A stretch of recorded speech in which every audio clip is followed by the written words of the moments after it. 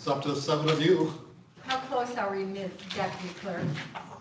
Well, this is the only thing I'm waiting on unless you go line by line, and I don't know if you're gonna do that. I haven't heard a lot of support for line by line, but, so this is all you're waiting on? Pretty much. Unless you have some other thoughts or ideas, but yeah, we're ready to go. You are live. I think you made a decision on everything on the list, except Okay. for the You're sheriff. live, I don't have peaches.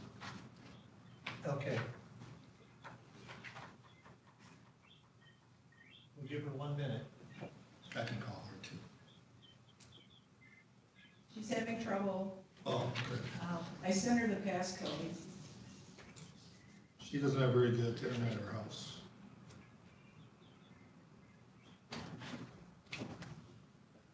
So Jen, these replacement cameras in the jail? Okay, I just got an email that Peachy's iPad has joined your meeting on Zoom. Okay. I'd like to call this meeting to order. Please rise for the pledge of allegiance and a moment of silence. I pledge allegiance to the flag of the United States of America and to the republic for which it stands, one nation, under God, indivisible, with liberty and justice for all.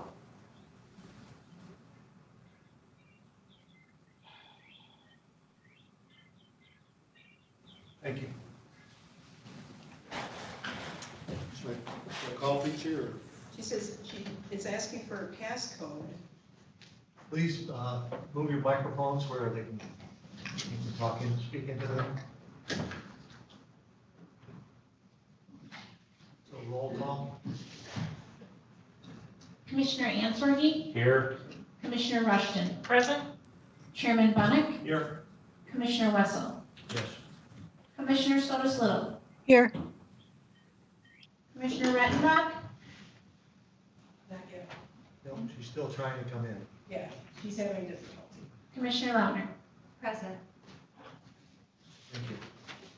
So at this time, we ask if there's any public comment. The number to call is 231-256-8109. 231-256-8109. Please call.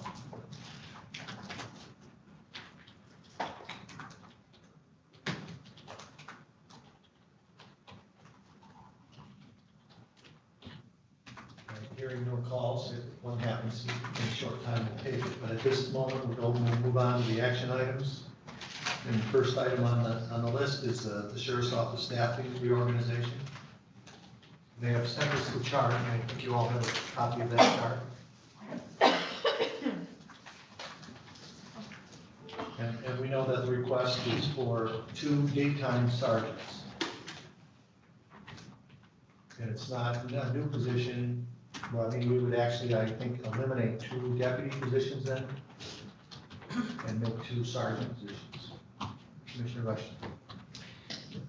Yes, last week, I had asked for someone to reach out to the sheriff in regards to that $10,000 that has been allocated in addition to, I think it was a $15,000 that he had for training. And I had asked if somebody would reach out to the sheriff to see if we could reallocate that $10,000 and apply it towards a sergeant's position. Has anybody reached out to the sheriff in that regard? Chad, did you? No, I'm sorry. He is planning on coming. He was on the phone and he wanted me here too, but he should be here. I know he felt strongly about getting more money for his training. You know, there was some conversation about that, but if I recall, he made the statement himself, something in regards to that 10,000. That's why I was asking for a clarification on that. And without knowing that, I think it would be unfair for us to move forward. So are you telling us that the sheriff is expected to provide? Be here, yes. Okay, so I would ask that we move on to any other discussion, but I would like to hear the sheriff's response to that. Jen, while we're waiting, I assume you developed this. Do you want to just explain this? Oh, sure. Commissioner Redenbach has her hand up. Would you like to speak? Yes, I'm sorry I was late joining the meeting. I had a little trouble with my work computer, so I'm on my personal tablet. I may have missed something, but I heard you talk about training a little bit. And I thought that we had agreed on $25,000 for the sheriff's training budget. And that was the increase that he had requested. And I'm all in favor of more training for the sheriff's department. I don't know if that fits into the conversation, but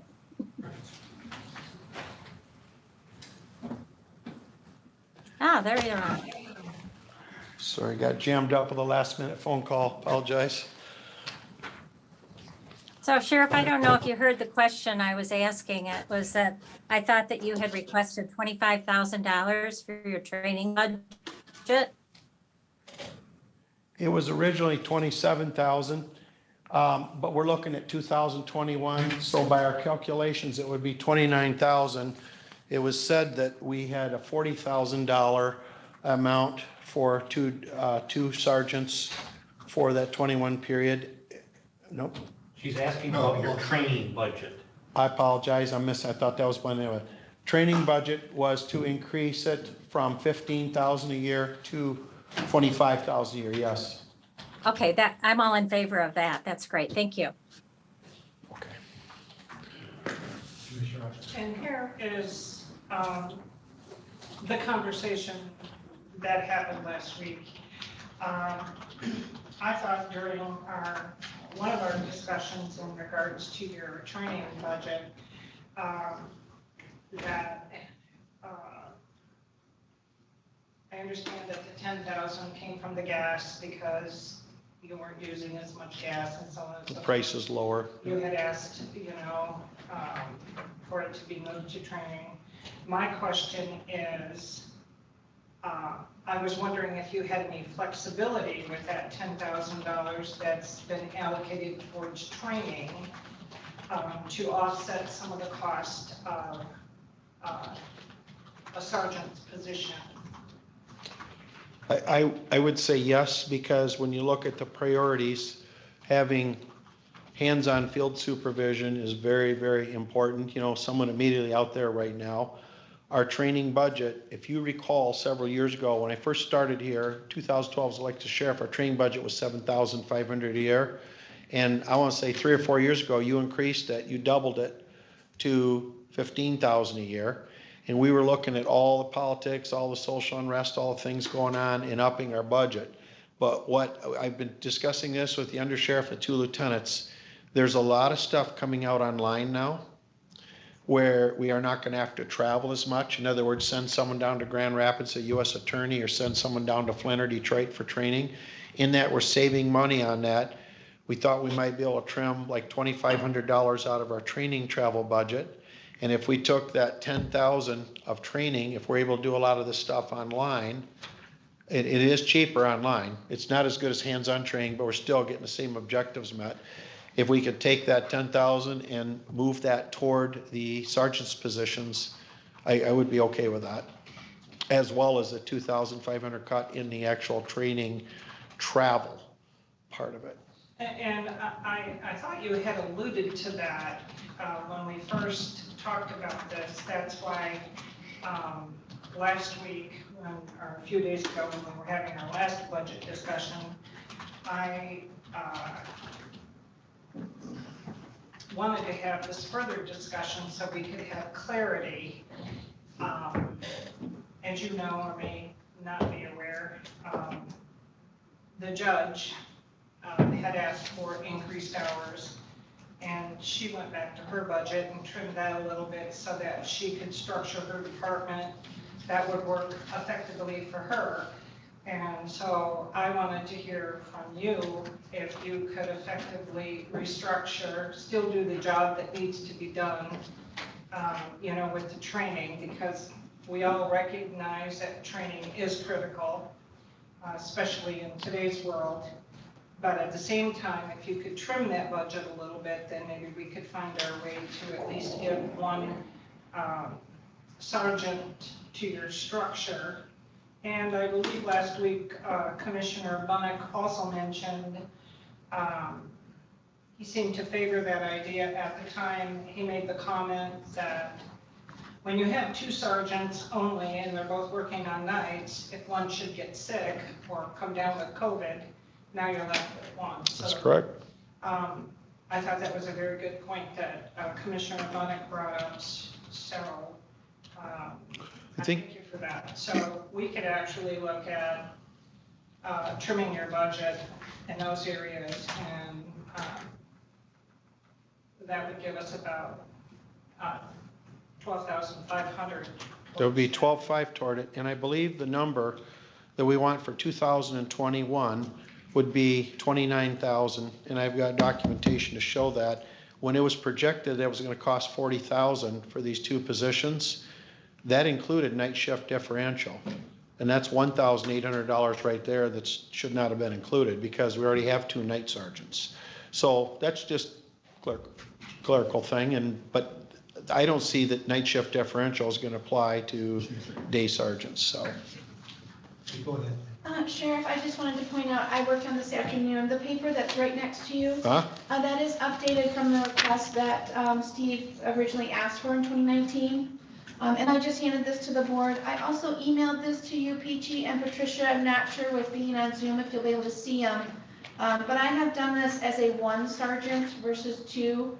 And I apologize after looking at, I have a typo in Social Security. I was looking at that, it's like, wow. Anyway, I didn't spell check it. So the 2021 top road patrol deputy wage is $27.28. So I went ahead and after the information that was logged in with the supplemental information, I updated it to reflect what this would be for 2021. The proposed wage is $27.28 for a top deputy. I did eliminate, as the sheriff was speaking, the shift. I also did eliminate off of this the longevity, as there was not longevity in the top road patrol when I calculated that prior. I left that longevity out because a sergeant might not come from having a longevity period, which is noted in their union contract. Okay. So if, do you want me to go over this, how I calculated? Yeah. Okay, I just want to make sure. So what I used is the top road deputy wage is $27.28. In 2021, there is projected to be 261 work days of the year, so that comes out to 2,088 hours. Even though they do work a 12-hour shift, we base that on 8 hours when we're looking at calculating our budgets. So that's the base pay, and then the Social Security. The projection that we've used for MERS in 2021 is also reflected in the staffing levels, and that is 18.3% on a road deputy. If you were hired if you're hired after January 1st, 2013, you are in what is called the All Employees Division, and that is the one that it is about 7.79%. I did not use that as I'm looking for a top road patrol deputy who's been here before the 2013 MERS change. And then our workers' compensation is, for police officers, it's $3.89 for every, based on, divided by the salary by 100 and then by 389.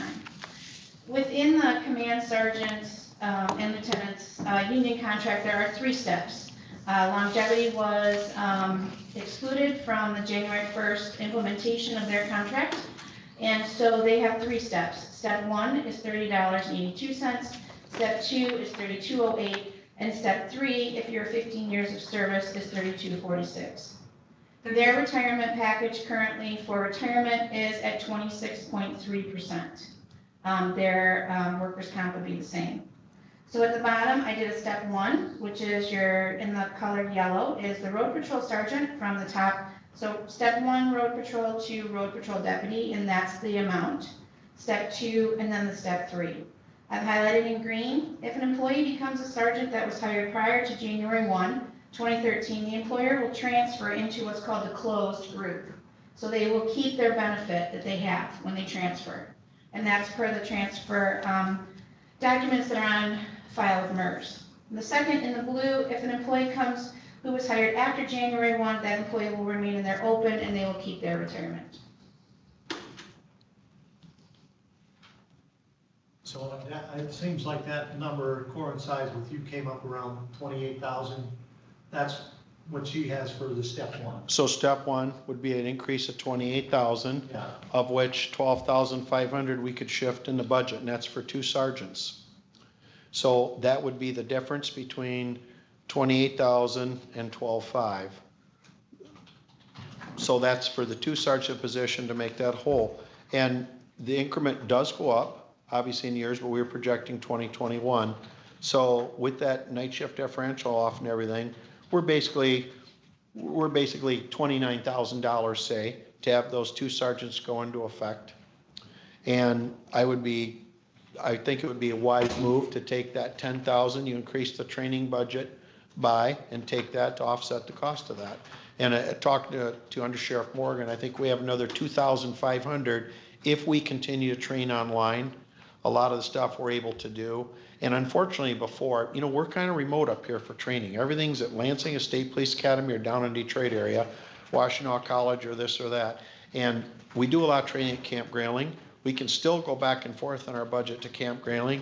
And I'm planning on building a MOUT training center, a urban training center in our basement. We're in process now. I invented a target shield system, and we don't have to go to all these remote places now to have training and shooting, because we invested in simunition guns the first year I was sheriff, simunition ammo, and now I have the target shield system, of which when you get that done, I would like all of you to come down there and experience that. This should be like a national model for law enforcement officers to be exposed to all forms of escalate and de-escalate response to violence. So it's hard to explain in a nutshell, but basically when you see bad things happening around the country, 2 factors: 1, lack of training or proper equipment, and 2, judgment errors. And we talked about last time I was in here, the guy who took the taser from the Georgia officer and shot it at the Georgia officer's face. Of course he's embarrassed he took his taser. Of course he shot it at his face, and that's considered lethal force. But that weapon is now empty. The officers carry the spare cartridges, not the bad guy. So he's running with a piece of plastic in his hand. To put yourself or me in that position, I don't want to be judgmental on those officers. And that's why I've said to our guys, this requires constant thought process, constant training. You cannot take anything for granted, because things flare up. And if for some reason you get in their head and calm them down, all the better. We don't need to arrest anybody. We don't need to shoot anybody if we can get through to their head. And that involves a lot of verbal judo and training. And this shoot, don't shoot scenario we have, for instance, if I picked up a baseball bat right now and was screaming, you'd all be terrified. My size, I've got a bat, I've got a weapon I could kill you with. But let's face it, I can't hit you with a bat from here to there. As I start coming toward you, it becomes more and more of a danger, escalates the violence. And this system is designed to make officers use cover, use their heads, think, verbal judo, whatever it takes to calm the situation down, put something between you and that object, other than going right up the scale to lethal force. So that system, as we do that, is going to allow us to do a lot of training here, and we can do our other training at Camp Grayling and Solon. And now that this stuff's available online, like the training about social unrest and diversity and cultural awareness, a lot of that stuff we can get now a lot cheaper. And that's why I feel confident we can cut that budget by 2,500. Move the training funds over into this system we're building, and I think that would offset a lot of that. We could have 2 sergeants on the days, just like we have 2 at nights, and we'd have what I would consider the perfect model. Liability wise for the county, for protecting the officers themselves, and for protecting our financial interest. Yes, it's my budget, my agency, but it's us, it's all of us in this county who don't want to pay lawsuits out because of poor judgment or because of lack of training or improper equipment use. So that's why I think it's important to, incorporate that in. So for the first year, $29,000 for 2 sergeants. We switched 10,000 out of training budget, 2,500 out of travel. Well, I just want to say thank you for clarifying that for us. When the judge came in, I thought it was in all of our best interest to work together on this budget. So I appreciate that, and I hope that this board sees their way through to provide you with the means to put your sergeants in place for many reasons. Thank you. Commissioner Solis-Love. Thank you, Chairman. And thank you, Sheriff Borkovich, for coming back today. I have a series of questions, kind of more numbers, and we've gone over the dollars. So I understand now with the changes you're recommending, we're looking at for 2 people, reducing it down. If you take off the 10 and you take off the 2,500, you're down around $1,700, $1,600, or 16,000, excuse me, dollars is what you're looking at. So, but that's what I really want to deal with is some numbers in terms of, and indulge me here because I want to be sure I really understand. I know looking at Jen's authorized staffing levels, you mentioned 2 lieutenants. I see 1 on the list. Do you have? Two sergeants. You have 2 sergeants, then you misspoke. Okay, 2 sergeants and 1 lieutenant, right? Correct. So in terms of people that can be accessed for decision-making, if they feel they need that, for people that are out in the field, I'm assuming. We're talking about yourself, the undersheriff, 1 lieutenant, and currently 2 sergeants, so 5 people right now. And if we added 2 more, we would have 7 people, reducing the number of deputies out on the road patrol from 11 to 9. So you'd have 9 on the road working and a potential of 7 who would be in administrative capacities at some point in time. Is that correct? That is correct, but caveat to that, can you hear me okay? Yeah, I'm fine. Okay, caveat to that, like right now, I'm not available. Right. And if the undersheriff is out of town and I'm not available, then it's the lieutenant. And if the lieutenant has already worked 12 hours or has already worked or is not on the weekends, one of the statistics we came up with was that we require 8,760 hours per year of supervision based on the number of personnel we have and the hours needed for supervision. At this time, we have 2,340 hours unsupervised shifts. So most of those are Friday, Saturday, Sundays. But how, when you're looking at that number, and that's a great number to deal with, who are you looking at? When you say you have X number of hours of needed supervision, how many hours, if we're looking at the 5 of you, fill that gap? Or is that We're on call. subtracting off the 5 of you? So we're on call, yep. So my phone's on 24/7. I know. And we're ready to respond. And we're not out there in the field dressed at that time. If we tell someone they're on call for the weekend as a supervisor, by union contract, we have to pay them on-call pay. And the overtime is gonna skyrocket. Our deputies are budgeted for about 3,500 or 3,700 hours of overtime per year. I have it written down right here. That's all they're budgeted for a year, is that amount. Now, if you look at 3,500 per year and you start putting people on call on Saturday day and Sunday day, 365, our budget's gonna skyrocket. Right now, our total allotment, I believe, was 50,000 overtime. We're right about that in expenditures. They would skyrocket, and that's at course time and a half rate. I understand. So when you say that we have that many supervisors, it's true to an extent that those are ranks, but they're not on duty, on call, able to respond. Right, So right. yesterday I was on the road on patrol. We got a call of a PI bicycle accident on M22 8000 block, and the guy busted his head open on a guardrail on the road. We thought it was a car hit him. We didn't know he lost control. The point is, I was first on scene with a car. Boscher's in right behind me, and Banky was right behind it. We had immediate response there. I could make decision-making capabilities to shut down M22 if it was a fatal. That involves, calling MDOT, getting permission. There's a myriad of things, calling out a coroner if necessary, medical examiner, additional resources from North Flight. So those decisions are made by who's on base right at that time. At that particular time, I just happened to be out on patrol. So there was a supervisor in place. Lieutenant Kiesel was doing scheduling, And at the time, Under Sheriff Morgan was doing budgeting, I just happened to be the one on patrol. So there wasn't necessarily 3 people out there ready to hands-on the situation. Right. It happened, I was passing by and I saw you. And I wondered, Oh, I you was saw it? impressed that Okay. you and All right. the number of people that were there, and glad to see you there. Yes, and you've answered, thank you. You've answered. The other question I wanted to fully understand is, when people are promoted to the sergeant rank, or those in lieutenant, or yourself and under sheriff, you have other responsibilities, but does that mean that they would be well, you were out at the scene, so you were able to respond, but are you saying that those individuals would be at base, meaning at the law enforcement center? Oh, to no, they'd be receive on the calls? road. They'd They're be on the road. That's what I want. You're not going to lose any coverage on the road with this. This is the Okay. beauty. We're not adding people. We're simply giving them more responsibility and training. And Okay. I actually have a breakdown of what the lieutenant does as our lieutenant.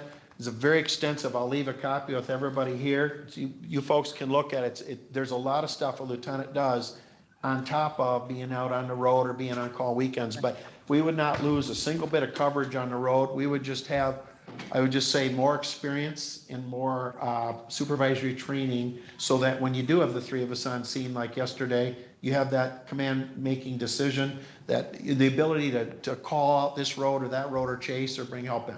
So no, it would not affect the numbers.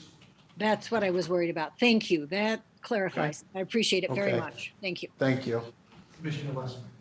I have I'm showing my ignorance here. I understand the law enforcement side.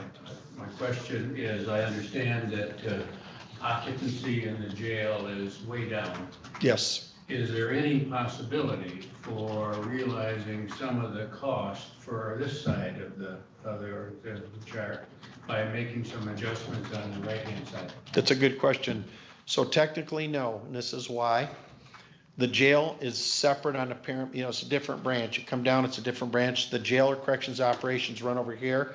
And by MDOC and state guidelines and MMRMA and other organizations, they tell you what your spectrum, your model is there.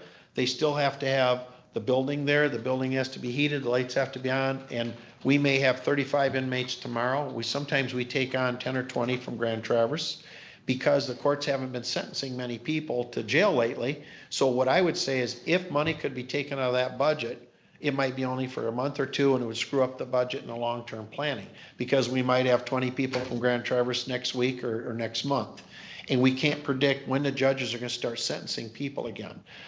Conceptually, if you call LCOTS certified corrections officer is not an MCOL certified deputy. Although they're both deputies, there's different levels of certification, what you're doing, what you're wearing, how you respond, and your enforcement authority. So that branch has to stay kind of that branch. And it makes common sense what you're saying. You're not feeding as many people and so on and so forth, but we can't control that number. And today there were 7. I go down there every morning and every evening. Today there were 7 that were incarcerated at this time.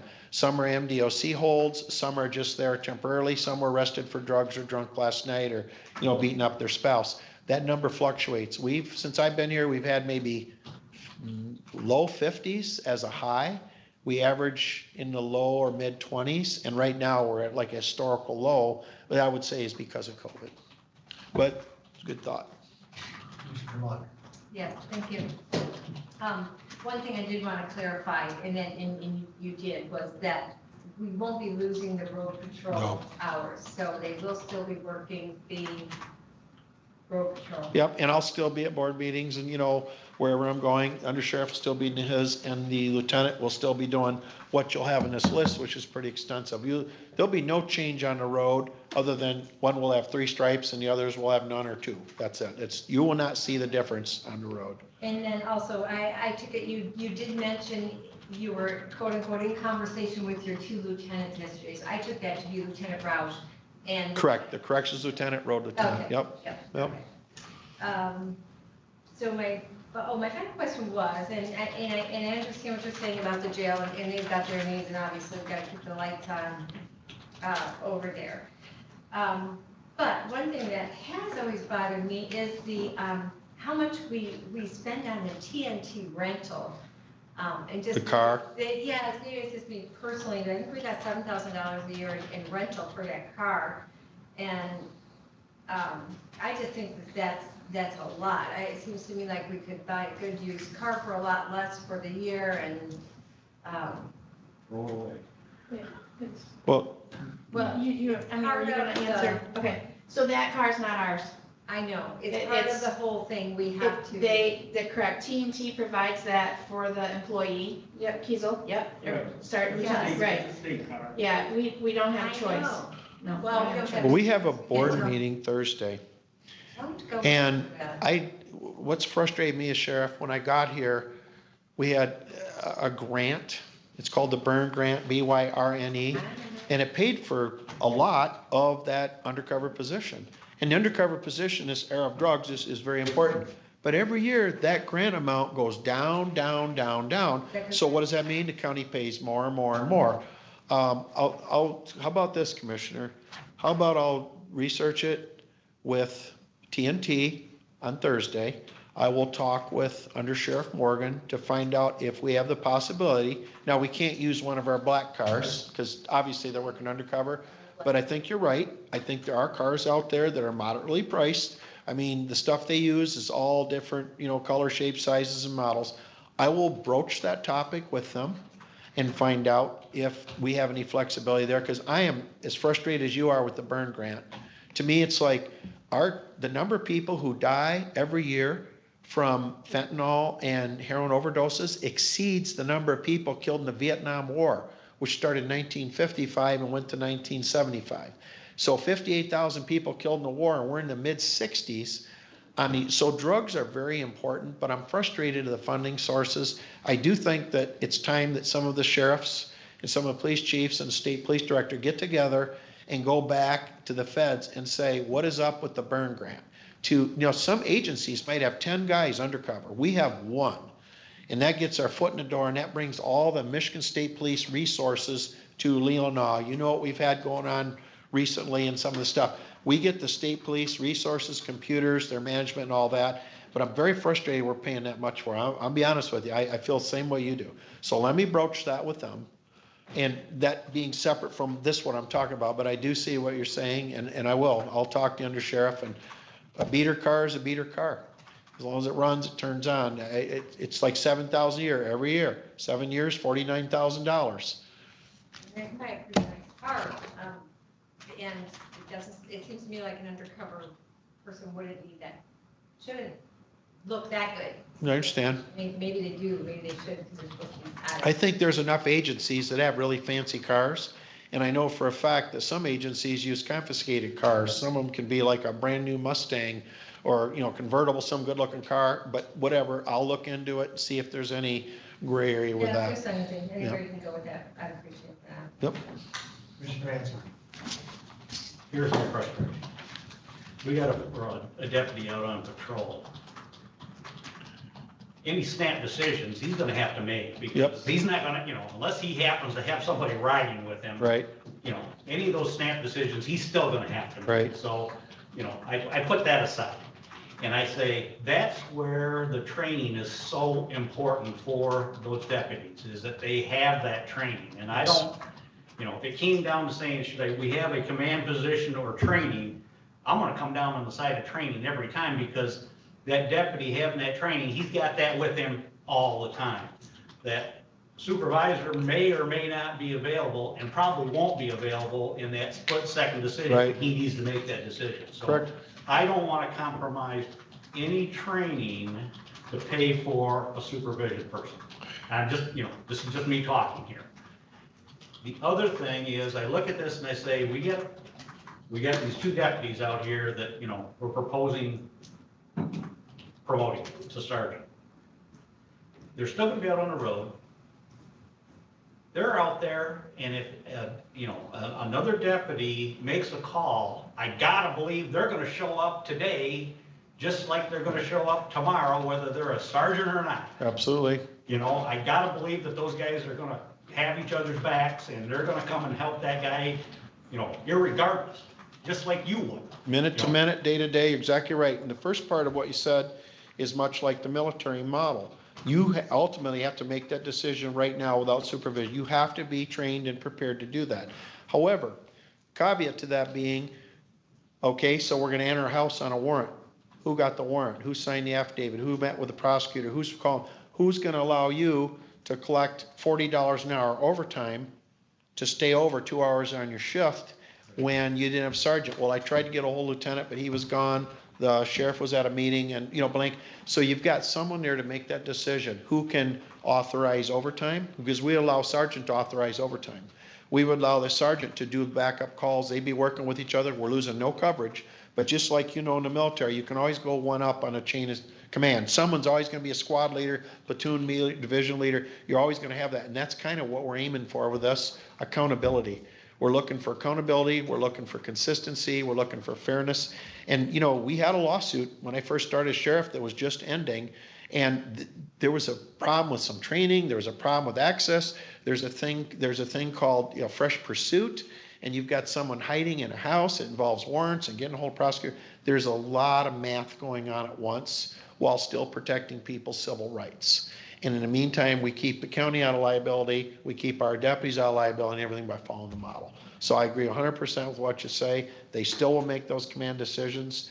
The commander will be there to back them up. And truthfully, like when that call came out, I wasn't dispatched to the one yesterday on the accident that you saw, Commissioner, when you went by. I wasn't dispatched to that, but I was out. I was first on scene. And Deputy Bosher was right behind me. And Banky, these are crash investigators. We thought it might be a fatal. It just happened to be we were there. So what I'm saying is that sergeant is going to run to that fire anyway. And they're going to go into that, whatever the decision-making process is then. So I think it's a very workable model and reasonable. Yeah, I'm just struggling. Sure. I look at it and I say, I'd rather have that guy have that training. I will not forego the training. I'll promise you that as long as I'm sheriff. They get a little bit too much from me sometimes. They get, I don't want to say lectures, but I've worked urban areas like Flint and Saginaw, played college basketball in an urban setting. I have a different perspective. I didn't grow up in this county where basically I saw what's here. I bring in a little bit different blend, having worked from the state. I've been president of the Michigan Conservation Officers Association, a lot of diversity and cultural issues there. I feel like I bring a different perspective, and I would never let up on training. Yeah, I'll promise you that. Training is always going to be a priority for us, even if we shifted this 10,000 towards supervision. They're going to be getting training. And our next training is the 24th, and our next training after that is 29th, both of September. And we just got done with some training.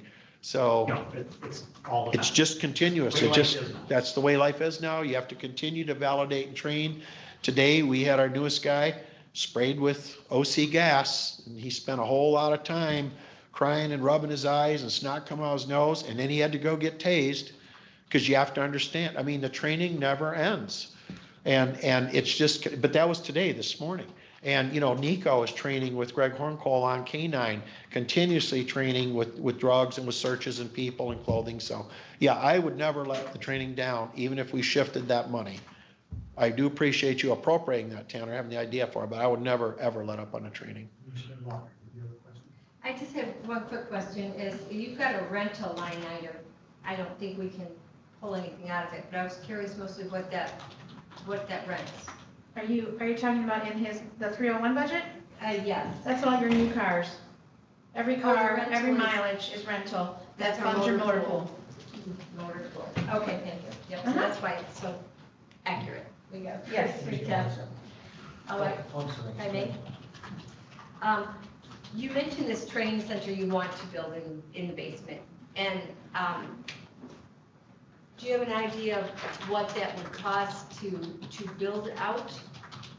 It's all in our training budget right now. We don't have to come to you for any money or anything. We've been Alright. saving, and we've got wood in the basement. It's a matter of we have a lot of talented builders. There's one right there, and there's several people who basically, build pole buildings and houses.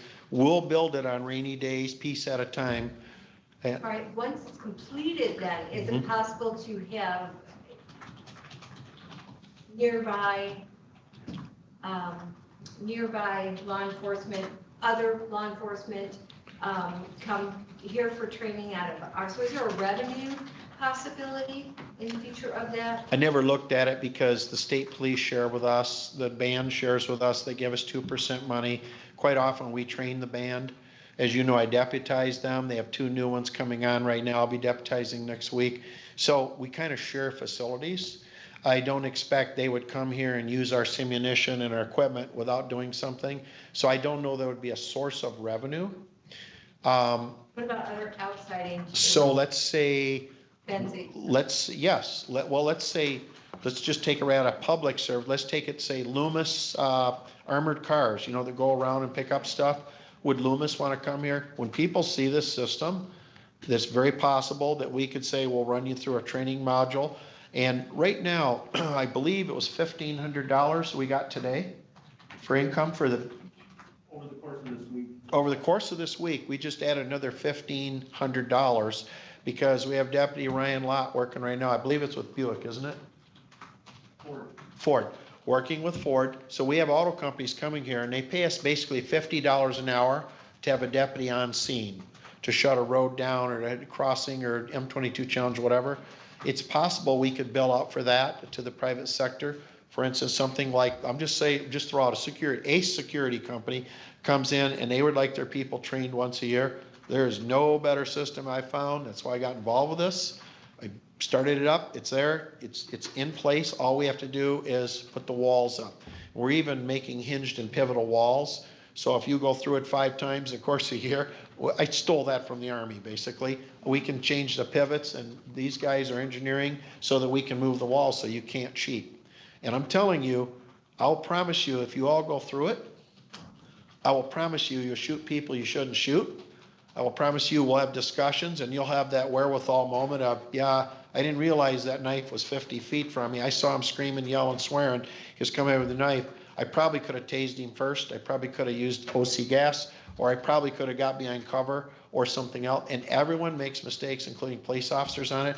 I've taught this at Camp Grayling now for 5 years, and this is very, very effective. And I will guarantee you will have that moment of epiphany if you go through it, where you go around the corner and you want to take back that shot, or you want to take back that taser blast because it's that effective as a training tool. So could we? Yes. And I would say we would probably, and this again is one thing Jim would coordinate, train if you wanted to come here and use this facility as a bona fide agency. I mean, we're not going to do Boy Scouts here and stuff like that, but if you were a legitimate agency that issued firearms, NMC College, Munson Hospital, anybody who had any use of force, whether it was a baton, a mace, which is an OC gas, or it was an impact weapon, or even taser, what we call ECW, it all comes into play with us. Commissioner Rettenmont. Yes, thank you. You make a great case for training. And I just have to agree with Commissioner Ansorgi that this is what's important to me is training. And I don't understand taking out of the training budget and chipping away, even if it's just for this year, because going forward, we're going to need training. So I think that that training budget should even have to increase perhaps. And then to promote 2 people, that is going to be a cost that's only going to go up over the course of the years. And as you said, you were out on the road, you just happened to be there. And if the lieutenant that is currently on duty didn't work Monday through Friday, and you shared the hours with the undersheriff and that lieutenant, I still think that that should be enough supervision and the training that people need to make those split-second decisions is what I think is important. Well, I agree with you on the training. When I worked for the state, I was the head trainer. I had all the weapons and tactical stuff. I was an EVO, driver, operator, trainer, emergency vehicle operation. I did STDT, survival tactics, defensive tactics, and I was called the DNR firearms tactic expert. So we put tons of time, money, and effort into training and making sure we're not making those mistakes. Have any of you ever heard of the DNR using excessive force when they arrest or shoot some? I mean, you just don't hear it. You hear it in large metropolitan areas normally where there is a lot more strife, but there is also a lot more people, and I'm not sure the training levels are always the same, but I'm very confident that the state police and the DNR, you hear very, very little on a national scale about them making mistakes because of the redundancy of training, the amount of training. So we're on the same page on the training. You and I, Commissioner Ansel, actually all of you are on the same page. We're not giving that up. The thing is, Lieutenant Kiesel during the week is very busy with scheduling special events. Under Sheriff Morgan, very busy with meetings and finances. I'm on the phone all day long. If any of you ever want to mentor with me for a day, just come on in and sit there. I'm not offended at all. You watch what I do in a course of a 12 or 14 hour day, and I think it'll be a little bit of epiphany, who we talk to, what we do, and how we do it.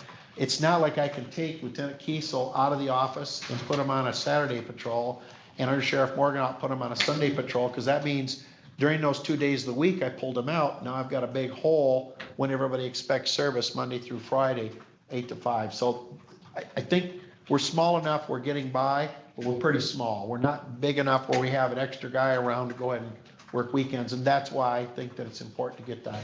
But we're all on the same page on training. Sheriff, I mean, you said something about 2,000 so many hours are unsupervised. Yes.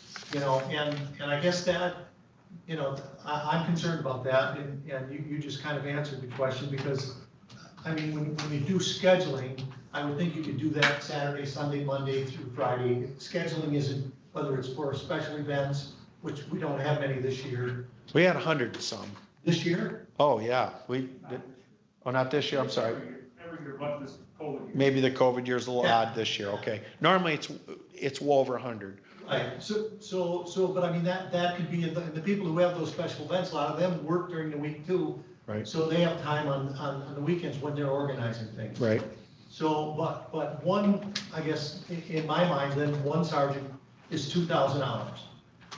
You know, and so, because I'm very concerned about how COVID is gonna affect the budgets.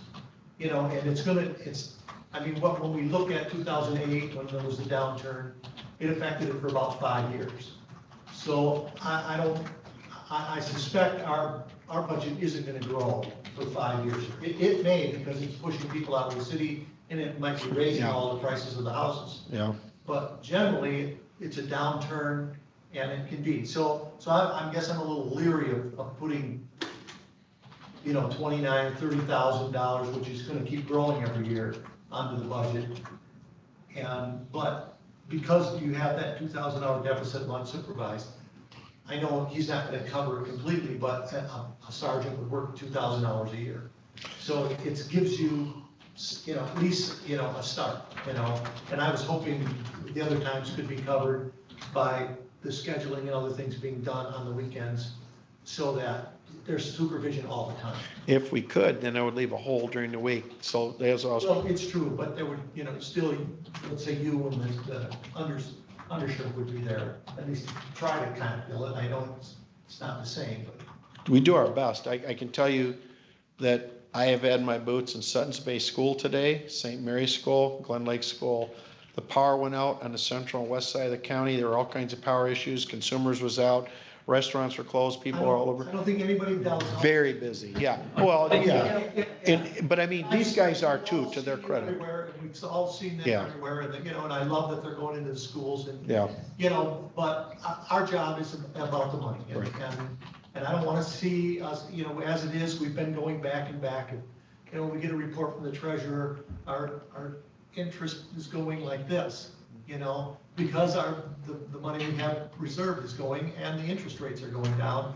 So I don't want us to get into a deficit type, you know, 5 years from now. And I'm not so concerned about this year, because I think we're fine. But I don't want to, you know, keep adding people on, you know, and that's what we tend to be doing. So, you know, I could go for one. I don't see two, but I'm hoping we can arrange it. So, and that's up to you, how you'd want to arrange I that. know, I appreciate that. And that's, I mean, that's about, that's more than I really wanted to do, but you know, I'm willing to try to work with you, because I understand the situation, you know, and you've explained it extremely well. Well, thank you, I appreciate that. Appreciate it. Does that solve a problem? Because part of what I thought the other day when the chairman suggested that is the model you presented, adding one doesn't solve it. It doesn't solve it, it goes halfway there. It does, I mean, it does go halfway there, I get that. It will not solve the problem. What I ultimately want to avoid is the $10 million lawsuit or whatever. I mean, it's kind of like the HVAC system, this thing is just growing. I see this in more limited scope. I think- To avoid the legal lawsuit, I Yes. think you have the Board of Commissioners' permission, anytime you're in a meeting with us, if there's an emergency, you can leave. And I think the undersheriff's the same thing. Yeah. I mean, when you're in meetings, you're still available, Right. I think. Oh, We want you yes, to be. well, we'd want to be. depending on the call. Absolutely right. Yep, absolutely right. Well, I If your mean, guys need backup, you're gonna go. yep, so will the undersheriff, so will lieutenant, and I'll tell you, the number of times he's out on the weekends, we're out at nights, and we are dedicated to this. We're not doing this for the money. Since I've been sheriff, I've been offered multiple six-figure positions to leave this and go elsewhere. I do this because I love this. I love living here. I like to live, work, and play in Leelanau. I could go elsewhere and make a lot more money. So our deputies in general could make more money elsewhere. They do this because they love the job. There is a thing, it's hard to describe. It's kind of the sheepdog thing, where you're not doing this in this area. Maybe that sounds like a Georgia sheriff from the 50s, but you're not doing that up here. You're not molesting our kids. You're not selling drugs in our schools. You're not going to drive all full of meth down the road 80 miles an hour like we dealt with last week. Do you know our deputy is about to retire? Stopped a car at 79 and a 55 about 10 days ago on M72 at night, and they had hallucinogenic mushrooms, marijuana. They were drunk. And they're all high school kids. 79 and 55, right 2 miles from your house, if not closer. On M72. I mean, this is a death waiting to happen, and I just commend these guys and gals for their work. They work so hard, they dedicate, but we're not doing this for the money, and that's why I say with great passion that we will always do what we need to. We will always back people up. We're always going to do that. I trust that. I just feel this would strengthen our model, much like we did in corrections. And with a corrections lieutenant and 4 sergeants, each sergeant has 3, we are solid there. Today I was down there, Staff Sergeant Kerry Garton is sitting down there supervising the team. You know, he's got a great team down there, and we're just having no issues in our jail. Granted, our numbers are low, but they could be 50 next year. I'm just very comfortable with that. I'm very uncomfortable on the roadside. And that's why the impetus for this. And this didn't just surface this year. I originally submitted this on the 14th of January as a proposal for this year, but I brought this up the first year I was sheriff. Those of you are still on the board, I brought this up that we're going to need a couple day sergeants, and we've kind of worked into this. And what's really changed now is our social place. We are in a situation now, and I could show you all a video where a stop was made on a domestic assault. Our deputy got out, the video cam is on, and the girl jumps out of the car screaming, "You're choking me, I can't breathe, you're choking me." Thank God for the game camera. You can tell I hunt a lot. Thank God for the camera, because he's from here to Jenswicki, away from the person he's saving in a domestic, and she's darker than he is, and she's screaming that he's choking her and she can't breathe. And, you know, I mean, where would that have gone without a body camera? Where would that have gone without training? And would that have happened when I started my career in '76? No, I don't think that would ever happen. It didn't even 10 years ago, it didn't happen. But now everything is touchy, touchy, touchy. Everything is edgy. You said this, you implied that, you looked at me funny. And that's why it's going to require so much hands-on management. And that's why I think those sergeants are so important, if you will. Any other questions? I got one more. Go ahead.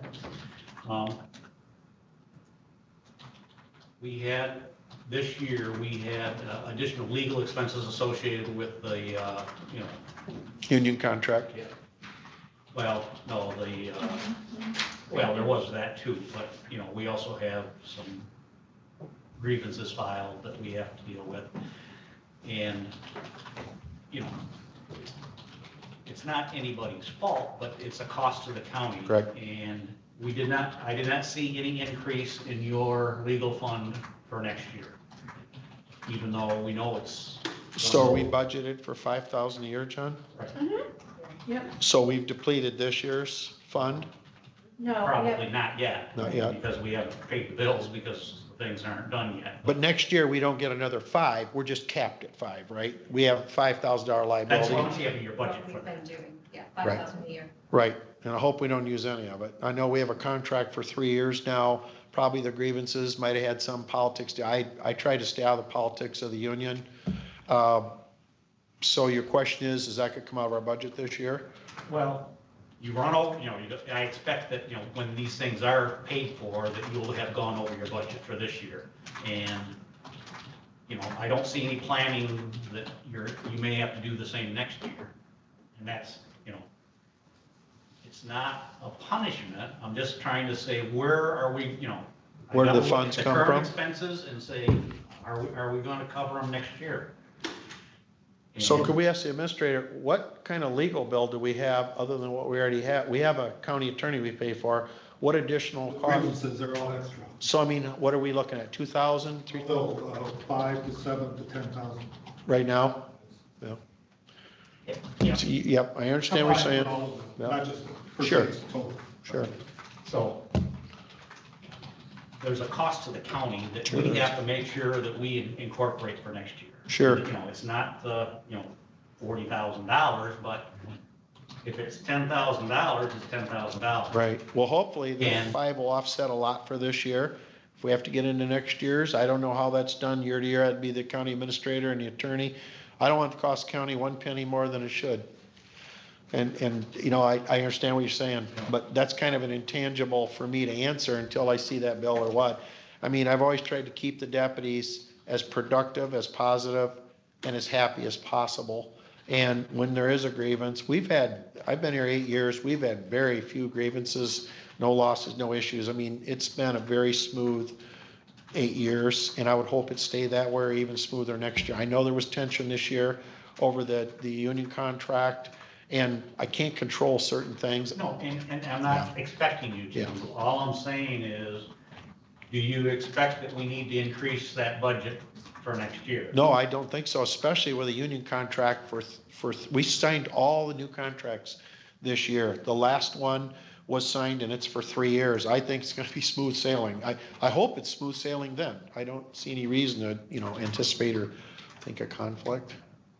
One quick question. You've come to us 3 years now for your vote. If we would say, would you like $40,000 for these sergeant positions, or do you want 40,000 of that vote? What's your priority? You mean for the establishing the Marine Fund? What we were talking about, the Marine Fund? Because all of our budgeting is a matter of priority. Sure. Well, honestly, I think the sergeant's positions are more important. You know how badly I want to vote, and you know how badly I think we need it safety-wise. I'm really working hard with the private sector. There are good people out there who really appreciate what we're doing. There's people who understand from Coast Guard, Marine Safety, military, police, and public sector that we have. I mean, look, every time I look at that map up there, I say, that's why we need a Great Lakes boat. Down the road, we're gonna break motors. We've got a 30-year-old boat as our main boat now, our Boston Whaler. They're getting aged. Eventually, when they break, we have to replace them. The idea, and Chet and I had discussed this, was, and I think, Will, you brought up too, you manage a business, you kind of plan ahead where I'm gonna need a new truck or something, I get that. So if it came right down to brass tacks, if you had to lower that amount to offset the cost for this right now, if you could put some in a Marine contingency fund and then offset that toward this, I know we've already talked about 12,500 going to that 29,000. So what do we say the difference was? 16,000 ballpark, somewhere there.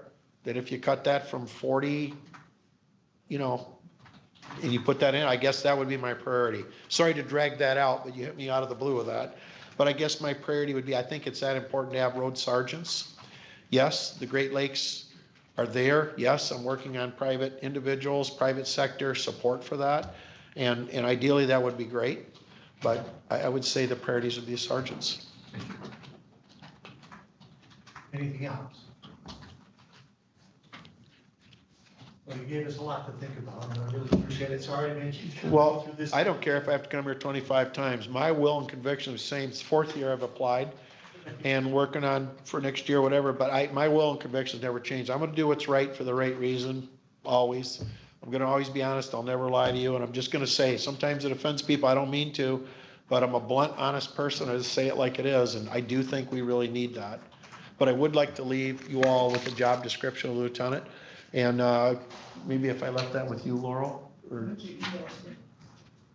You can have it. Okay. Just pass it. I would pass it. All right, I'll give it, you will have a copy, or Jim will email it to you, and then I'll give it to you. Did you need me for anything else, or? No, I don't think so. I'm sorry to take so long. Do I need to be here for tonight's meeting, or Are you, No, I don't. okay. There's nothing on the agenda for you, is there? No, but I didn't know if this had any bearing. No, this is- Copy as well. This is budget. I don't think the budget's on the. Oh, it's not gonna be on there? Yeah. All right, could I leave this? Well, I'll just give each one of them right now.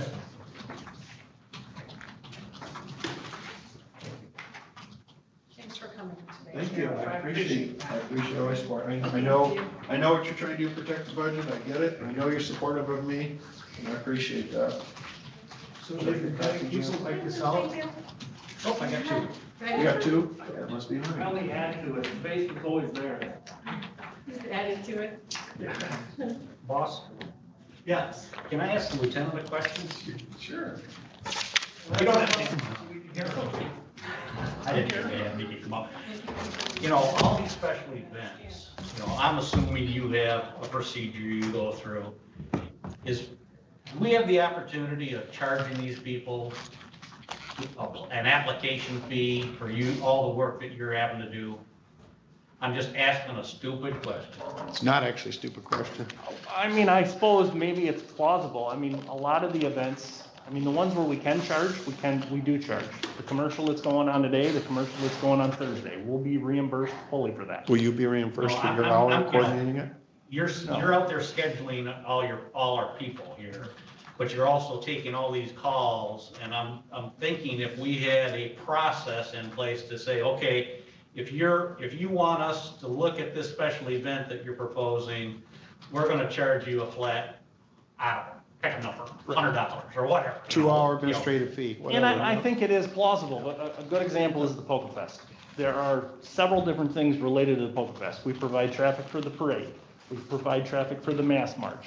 We provide deputies every night of the festival. This year, we were gonna provide deputies for their run. I mean, at what point, where do you draw the line? And I mean, do you do one fee, or it's a community-based event put on by the Chamber of Cedar?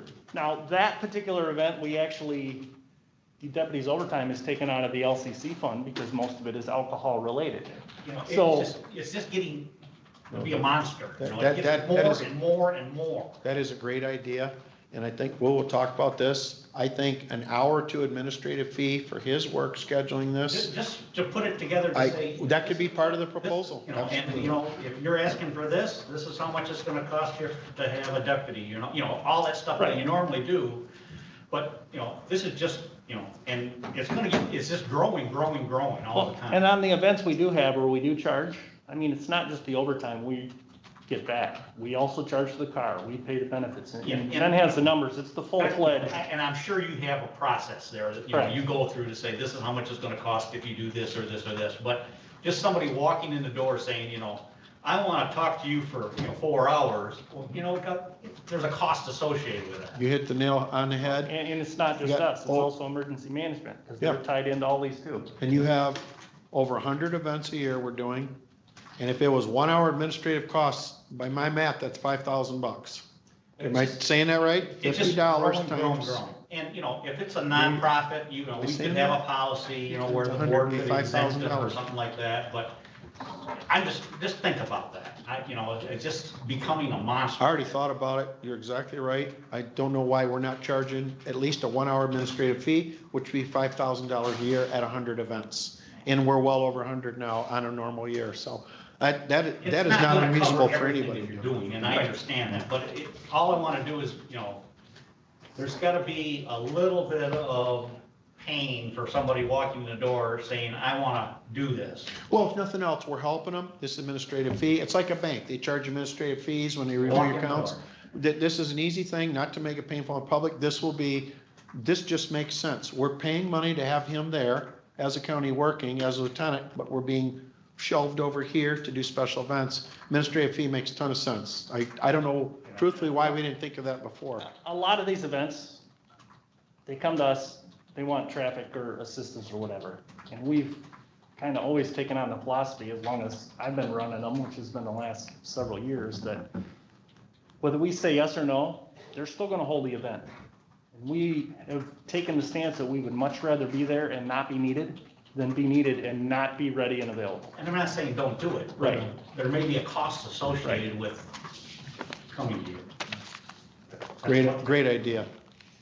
And, I don't know what the legal, background on that is, I don't need a legal Yeah, background. lawyers can answer that, but I just, I just see your job, that portion of your job is growing all the freaking time. And it's just gonna get worse. An example is the M22 challenge. We spent so much administrative time on that. And in some places they go to, they buy like Sutton's Bay an ambulance.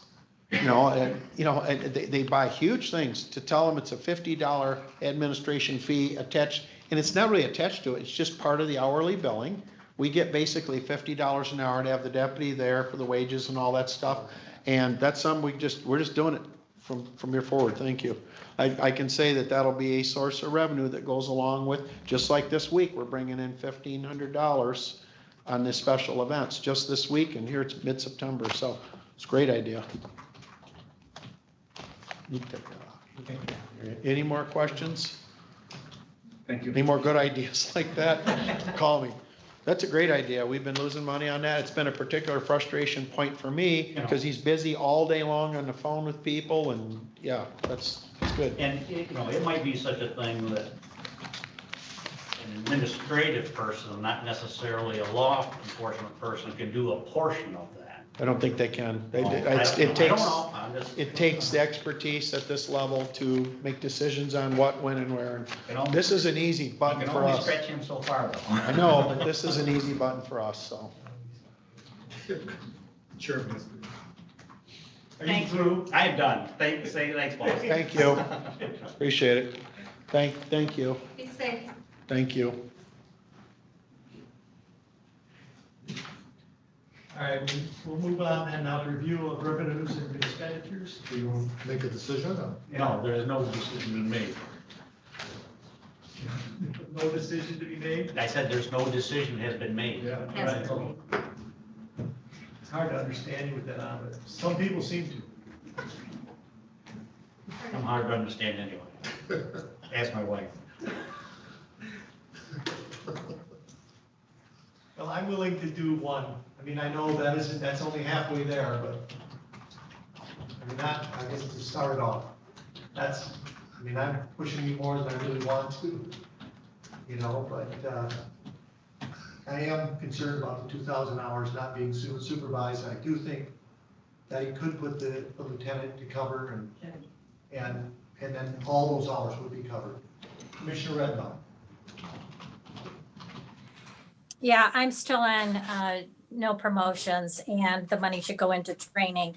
I think that, the crime stats, I keep referring back to his annual report, and we've been, it's been going down. The crime index, has just been going down since it's high in 2010, so for the last 10 years. And I think it's because they've had training, that they are making better decisions in the field. And I think that if somebody has to step away from their desk because they can't, get the number of cops right for the Cedar Polka Fest or whatever it is, I think that he could go out and be that supervisor if he's needed on the street. And just like I said before, with physicians, they cover each other, they work out a schedule, that there is supervision there. And if we put on extra promotions for people, that's only going to go up every year and all of the costs that go along with it. So I'm for no new promotions, and let's keep the money in the training. Thank you. Any other comments? Commissioner Fletcher. Yeah, the sheriff makes a good case for it, but I don't think just because we promote somebody that we have any more technical skills. I think we're not increasing personnel, we're just paying people more. And I look at what we're paying them, and I think they're getting paid okay money. And I'm with you, Peachy. I don't want to take a penny out of training. And I know for a fact if we hire one or promote one, we're going to start hearing next week that we haven't solved the problem. So we either solve it all, which is keep the money in the training and promote two people, or just keep the money in the training. That's where I am. Any other comments? Commissioner Rush.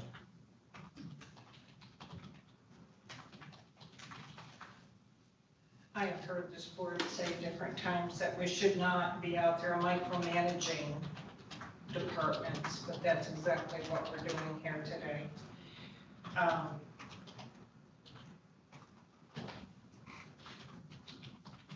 I think the sheriff has come to us in an honest way and told us that his training is a priority for his department. He has also mentioned that because of technology, he can foresee an area where he can save some dollars in travel and for classroom time. So I don't see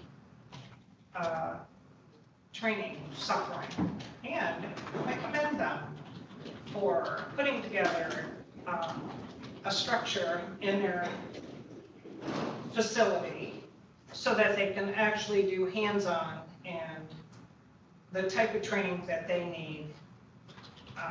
I've not heard of that myself in other departments. They didn't come to us for dollars to do that. They saw a need, they filled the need with the expertise of some of the guys and whatever funding they could pull from their budget, their training budget.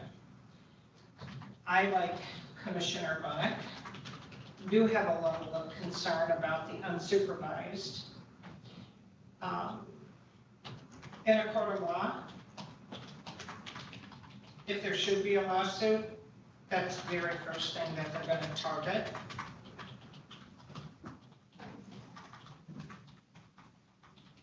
I myself would like to see two, but I would be willing to give the sheriff one. Several reasons that have already been mentioned.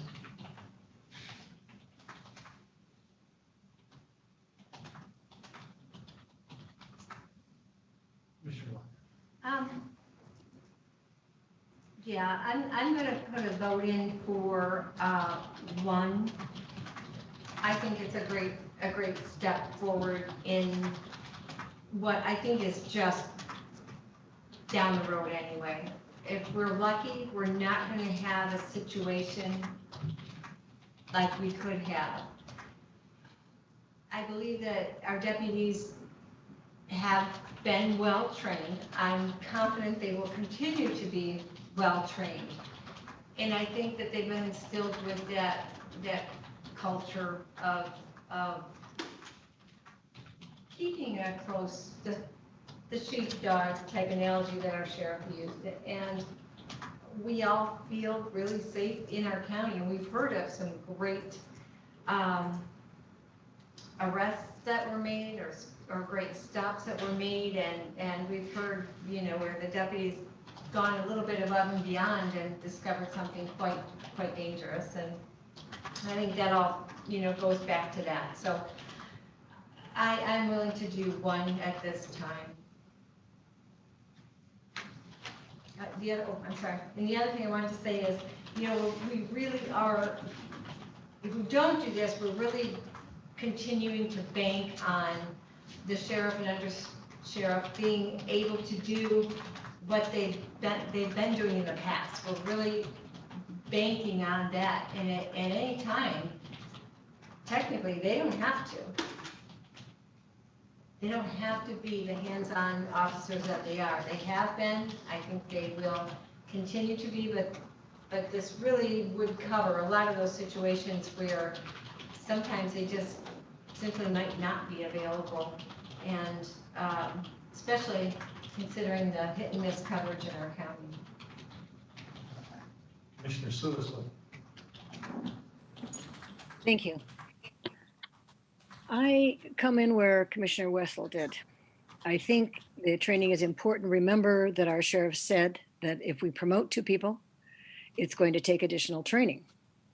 So if he's saying he needs 2 people and prefers that over a boat, and giving him 1 is going to have him come back and feel like he needs to request a second because it doesn't fit what his needs are, I'm where Commissioner Wessel is. If we're going to do this, let's give him both and keep the training.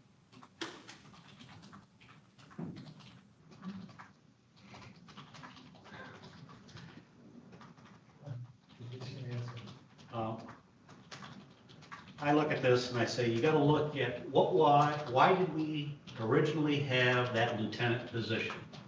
It was for supervision. Yep, he's out there doing other things now. The sheriff can control that and say, we're just not gonna do that unless you have time. That position was created as a supervision position, and to say he's too busy to do supervision is now saying, well, I'm sorry, that's under your control. And I just can't see it. I don't want to see us reduce the training budget. I think that's where the money is best spent. And I just don't see, you just look at the numbers. It's a lot of supervision and a lot fewer deputies. It's just out of whack to me. Yeah, I'm sitting here a little nervous about some of the conversation we've had because we've been told, and some commissioners have said, is we're not providing adequate supervision for our officers. And there's a quick fix for that, supervise. I mean, that's got to be the first priority, and I'm with you on that. If I think I remember when we didn't have a lieutenant's position back, and we decided that the road patrol needed, we didn't, the board before me, that we needed more supervision, so we got the lieutenant. I agree with that. But I think it makes me a little nervous to have us and the sheriff say, we're not providing the supervision we're supposed to be providing. Is there a risk? Should we be talking to our insurance representative and say, we keep hearing from the sheriff that we're not protecting ourselves. Is that true? Because I don't know how you answer that question, but I think we've got a lot of people up at the top of the chart. Well, as you know, MRA, where they sent a letter of support, they withdrew it. It was not done the proper chain of command. So when I met with our representative, they have no opinion, nor have they done the research of our staffing level, in our structure. They do not see it as an issue at this point, is their response. I believe it. Any other comments? I think from that, then, yes, go ahead, Commissioner. Well, I was just going to say, Ty made the comment and Patricia agreed that you would prefer to see 2 sergeants instead of 1? Is that what I heard you say? No. Are you asking me? Well, Patricia particularly said that she agreed with you that. Yeah, I was saying, I don't like spending $20,000 if we're not solving a problem. And it sounds to me like if we just do 1, we're not solving a problem. So if it doesn't solve anything, why would we spend it? So it seems to me we're at the point where it's either none or 2. And my way of thinking, I want to keep the money in training, not in personnel. So I wasn't advocating for 2, I was saying that I was speaking out against 1, because I don't think anybody, the sheriff, didn't say that would solve his problem. And is that what you intended, Patricia? That's what I was saying too. If the sheriff is saying it's not going to solve the problem, then 1 doesn't seem like a good solution. 2 is the better solution if we're really going to solve the problem. So we need to eat the whole elephant and not just take a bite out of the problem. That's what I'm hearing. there are certain areas that one sergeant will be able to take care of part of the problems. And one is especially if a night sergeant is not available, that leaves the department with one sergeant. So by hiring a second or promoting a third sergeant, that would allow, in the event that we lose one of our sergeants for whatever reason, an accident, an illness, anything. But as Commissioner Lautner mentioned, we're fortunate in our department that our sheriff and our undersheriff are hands-on out there. The next sheriff we get may not be hands-on, and we may have to do something a lot different down the road. So I just find that it,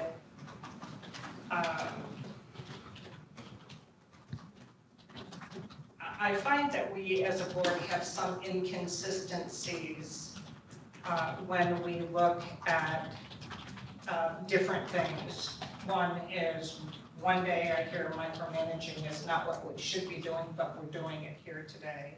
In other departments, well, you know, they're the head of their department. You know, we're not going to tell them how to run their departments, but yeah, we do.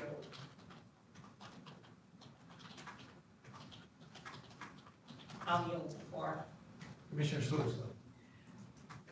Yeah, and that's kind of the point I was getting to, Commissioner Rushton. If we're not going to micromanage and the sheriff says he needs two, but I hear what's being discussed is one. So are you saying that he doesn't really need two, that he only needs one to solve the problem? If he only needs one, he didn't say that. He was pretty adamant about he'd try to live with it, but he really didn't think it was going to solve the problem. When Ty asked him, do you believe that you'd put this ahead of the boat? He basically said yes. So my question is, are we micromanaging now by saying we'll give him one but not two? Or do we look at giving him two? I mean, that really, to me, is the issue. He says he needs two. We're talking one. He did say. Here's just a thought. The issue of liability keeps coming up. You keep bringing in overtime. We have never formally asked MRI to look at the staffing level. What happened when you got that letter, Mr. Roush called that person down there, the person who wrote a letter without looking at any of our staffing levels, any charts and everything. They apologized for that. They said that would not happen. They had an internal issue. The proper process was not used. We have never asked them to look at it. Is it worth? Right now, there doesn't seem to be support. 4 of you are saying no. Is it worth to ask MRA to look at the staffing level to see if there's liability issues? I would appreciate that. Well, I mean, I think, why I say one is because I think that solves the problem. I agree with Mr. Ansorgi and Russell that the lieutenant was hired as a supervisor. That's one. We add one, he's got two during the day. That solves, and that's what he wants, is two supervisors during the day. And that's why I say, he talks about a 2,000-hour shortfall. One person covers 2,000 hours. Every year, that's what you work. I mean, that's, so I believe that he wants more than he really needs, but if we give him what he needs, then we're solving the two supervisors during the day. How, and that's why I tried to point out to him, how he uses them that's gonna be up to him. If he wants to leave a hole in there during the weekend, then he'll do that. If he wants to leave a hole in there, as he calls it, during the Monday through Friday, then that would be, but then there's him and the undersheriff to cover that. And that's what I stated to him. So that, as I went through it and thought, and looked at it, and especially when he said the 2,000 hours, I said, one person solves it. And so we are solving it. It's not the ideal thing that he wants to do. because that would make it easy for scheduling. He just says he does for the night, but the scheduler can work during the weekend. He doesn't only have to do that Monday through Friday. And the people who do the special events, they can come in Monday through, through Sunday. I mean, it doesn't, so I think one does solve it, and that's the only reason why I suggested that. I think two is overkill. And so we would meet the liability, we would meet all the things that he really wants, but not the way he wants it. And that's my thinking on it. Maybe I'm wrong, but that's how I came up with that solution. Would you be comfortable then with passing that one person on to our carrier and get an opinion? Because that's important, I think, for us to make a decision. Deb Rushton and the sheriff have both talked about liability issues. And I don't think it can be on the table and not address it. I think we must check that out. Commissioner Watt. Well, we had our judge sit before us and make a case for additional hours for employees. It's a little bit different situation, but it's a lot the same in the sense that she said pretty much the same thing, that we had things that were not getting done up in the courts. Important things that had to be done, we weren't meeting our responsibilities and getting those things done. So for her word, we gave her a compromise. We gave her what she needs to do it. Maybe not what she wanted, but we gave her something per what she recommended. I think one is a good compromise. I think it can do it. And hopefully would give us a little bit better coverage in the event something happens down the road. At least, it's something, because we do have a lieutenant on also.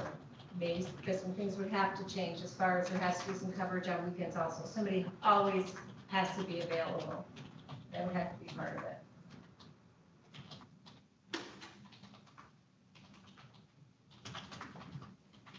So right now, there's not full support. Right, so there's still not support for one, or so then I would have to go to like Commissioner Wessel, and the administrator talk to. I mean, you could always, let's say we get a third-party independent agent in here who's our coverage. Right.